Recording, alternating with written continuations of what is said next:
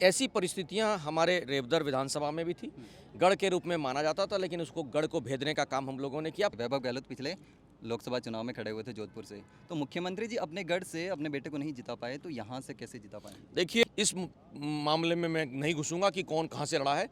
उन्हें टिप्पणी करने से पहले खुद को देखना चाहिए था कि मंत्री, केंद्रीय मंत्री रहते हुए वो कुछ नहीं करा पाए राजस्थान के लिए। तो आने वाले वक्त के अंदर जोधपुर में जनता उसका जवाब देगी और बहुत जल्द जब परिणाम आएंगे सामने, तो परिणाम दूध का दूध, पानी का पानी कर देगा। नमस्कार, मैं हूँ विनीत। आज हमारे साथ मौजूद है राज्यसभा सांसद नीरज डांगे। सर, जालोर सिरोही लोकसभा क्षेत्र में कंपटीशन बहुत है, माना जाता है कि बीजेपी का गढ़ है और यह कांग्रेस के लिए बहुत मुश्किल माना जाता है, तो इसको किस तरीके से कम्पीट करेंगे आप? देखिए, लंबे समय तक जब एक ही प्रतिनिधि लगातार चुनता आता है तो उस क्षेत्र को गढ़ मान लिया जाता है। ये भारतीय जनता पार्टी पिछले 20 सालों से यहाँ पे काबिज है और ऐसी परिस्थितियाँ हमारे रेवदर विधानसभा में भी थी। गढ़ के रूप में माना जाता था, लेकिन उसको गढ़ को भेदने का काम हम लोगों ने किया। 5 साल लगातार सक्रियता से वहाँ पे कार्य करते हुए कांग्रेस की जो जन कल्याणकारी योजनाएं मुख्यमंत्री अशोक गहलोत ने दी हैं, उन्हें ज़मीनी हकीकत देने का कार्य हम लोगों ने किया है। मुख्यमंत्री अशोक गहलोत ने अनगिनत फैसले किए जनहित के, जिसमें सड़कें हैं, अस्पताल हैं, स्कूल क्रमोन्नत हुए, ब्रिजेस बने, हाईवेज़ को मुख्य जो गांवों से जोड़ा गया। तो मैं समझता हूं कि ऐसे में जब विकास की जब हम बात करते हैं तो तुलना होती है कि भारतीय जनता पार्टी ने क्या कार्य करवाए, एक सांसद के रूप में उनके क्या कार्य रहे, संसद में एक सांसद ने इस क्षेत्र की आवाज़ को कितनी बार उठाया और क्या मामले थे जो उन्होंने उठाए हैं। इन तमाम चीज़ों की तुलना की जाती है। एक छोटा सा उदाहरण मैं देना चाहूँगा कि इस क्षेत्र की एक ज्वलंत मांग है कि इस क्षेत्र में हवाई अड्डा होना चाहिए। आबू रोड हवाई पट्टी को हवाई अड्डे में तब्दील करने के लिए मैंने सदन के अंदर आवाज़ उठाई। मैंने मांग रखी कि यहाँ पर चाहे वो उड़ान योजना में या केंद्र सरकार की किसी अन्य योजना के तहत उस हवाई पट्टी को हवाई अड्डे में तब्दील किया जाना चाहिए, चाहे छोटा ही हवाई अड्डा क्यों ना बने। ऐसे में जवाब ये आता है कि ये राज्य सरकार के अधीन है, राज्य सरकार की ज़मीन है और राज्य सरकार ही निर्णय लेने में सक्षम है।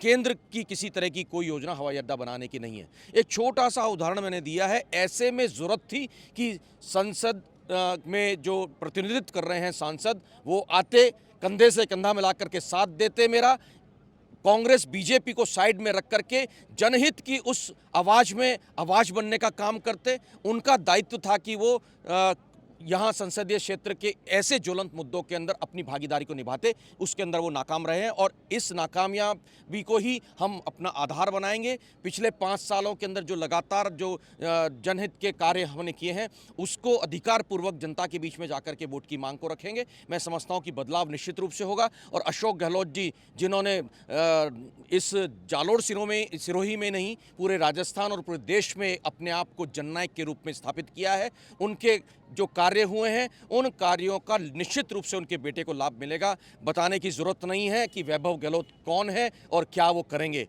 अशोक गहलोत जी ने जो काम किए हैं, वही काम आगे बढ़ाते हुए जो अपूर्ण रह गए हैं उसको पूरा करने का काम वैभव गहलोत जी करेंगे और राज्यसभा सांसद होने के नाते कंधे से कंधा मिलाकर के मैं उनका साथ दूंगा, ताकि जनता की किसी भी आवाज़ को दबने नहीं दिया जाएगा। जनता जो चाहती है, जो काम चाहती है, जो विकास चाहती है, उस विकास को पूर्ण कराने का बीड़ा हम लोग उठाएंगे। सर, कल यहाँ बीजेपी की रैली थी, गजेंद्र सिंह शेखावत यहाँ आए थे, केंद्रीय जल शक्ति मंत्री। तो वो बोल रहे हैं कि वैभव गहलोत पिछले लोकसभा चुनाव में खड़े हुए थे जोधपुर से, तो मुख्यमंत्री जी अपने गढ़ से अपने बेटे को नहीं जिता पाए, तो यहाँ से कैसे जिता पाए? देखिए, लोकसभा का चुनाव लड़ने का अधिकार सभी को किसी भी जगह से है। इस मामले में मैं नहीं घुसूंगा कि कौन कहां से लड़ा है। एक छोटा सा उदाहरण मैं देना चाहूँगा। संसद में जल शक्ति मंत्री के रूप में जो है गजेंद्र सिंह जी रहे। जल शक्ति मंत्री के रूप में रहते हुए ईआरसीपी का एक मामला था, ईस्टर्न राजस्थान कैनाल प्रोजेक्ट का। उस ईआरसीपी के मुद्दे को सबसे पहले सदन में उठाने का राजस्थान के किसी सांसद ने, चाहे 25 लोकसभा के हो और 10 राज्यसभा के हो, मैंने अकेले ने सबसे पहले उस मुद्दे को सदन में उठाया। उसके पश्चात दूसरे सांसदों ने उस मुद्दे को देखते हुए अपने हाथ में लेने की कोशिश करी।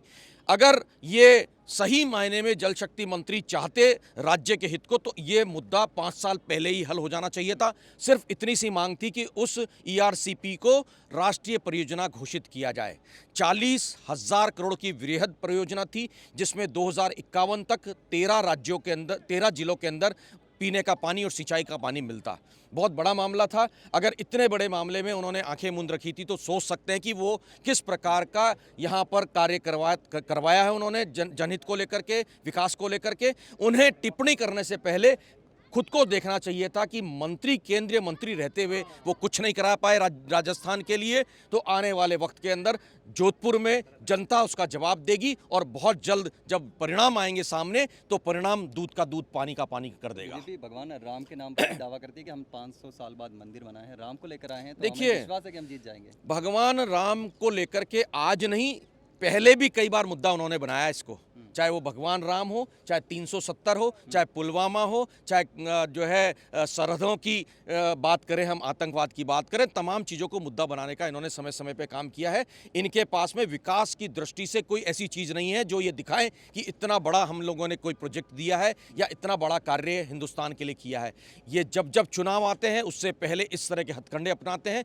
उन्हीं हथकंडों के तहत राम को इन्होंने जो है चुनावी मुद्दा बनाने की कोशिश करी है। राम सबके हैं, राम के लिए हम सभी लोगों को का जिसे कहेंगे एक नतमस्तक हम लोग राम के लिए हैं। राम सबके दिलों में बसे हैं। राम मंदिर के मामले में जो है किसी तरह की राजनीति इनको नहीं करनी चाहिए। जनता अपने आप जवाब देगी जब विकास की बात आएगी। हिंदुस्तान के अंदर जो अनगिनत इन्होंने ऐसे फैसले लिए जिससे बहुत बड़ा नुकसान देश को हुआ, चाहे वो नोटबंदी हो, जीएसटी हो, राफेल हो, ये तमाम ऐसे मुद्दे हैं। अभी हाल ही के अंदर आप देख रहे होंगे कि इलेक्टोरल बॉन्ड्स को लेकर के कैसी परिस्थितियां बनी हैं।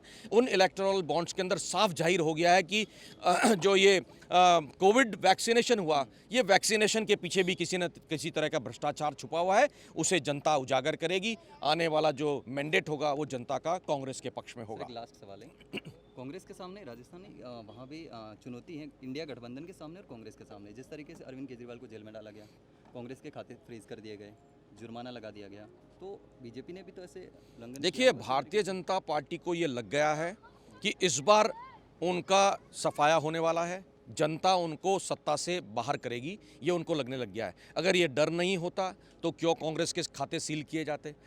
बाहर के देश के मुल्क भी ये कह रहे हैं कि ये जो है चुनाव लड़ने का तरीका नहीं है।